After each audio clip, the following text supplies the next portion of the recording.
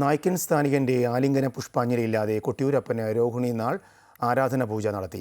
വൈശാഖ മഹോത്സവത്തിലെ 4 ആരാധനാ പൂജകളിൽ അവസാനത്തേതാണ് രോഹിണി ആരാധന. 10,000-കണക്കിന് ആളുകളാണ് ദിവസവും കൊട്ടിയൂരിൽ എത്തുന്നത്.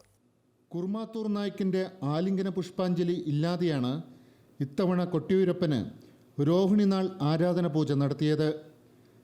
ആലിംഗന പുഷ്പാഞ്ജലി നടത്താൻ അവകാശമുള്ള നായ്ക്കൻ സ്ഥാനികൻ ശാരീരിക അവശതകളെ തുടർന്നാണ് ചടങ്ങിന് എത്താതിരുന്നത്.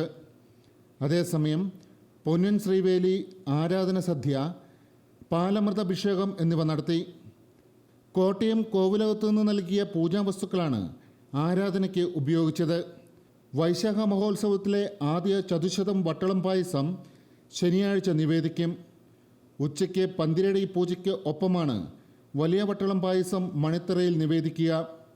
അവധി ദിവസങ്ങളിലെന്ന പോലെ സാധാരണ ദിവസങ്ങളിലും വൻ തിരക്കാണ് കൊട്ടിയൂരിൽ അനുഭവപ്പെടുന്നത്. മുൻവർഷങ്ങളെ അപേക്ഷിച്ച് ഗണ്യമായ വർധനമാണ് ഈ വർഷം ഉണ്ടായിരിക്കുന്നത്. കോവിഡ് കഴിഞ്ഞതിന് ശേഷം തന്നെ കൊട്ടിയൂർ മഹാക്ഷേത്രത്തിൽ ജനങ്ങളുടെ ഒഴുക്കാണ്.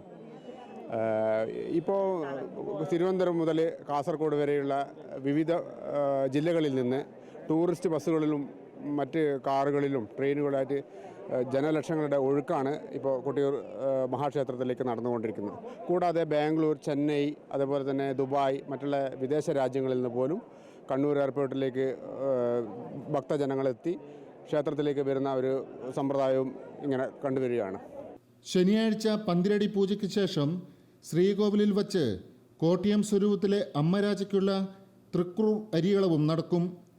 അമൃത ന്യൂസ്, കണ്ണൂർ.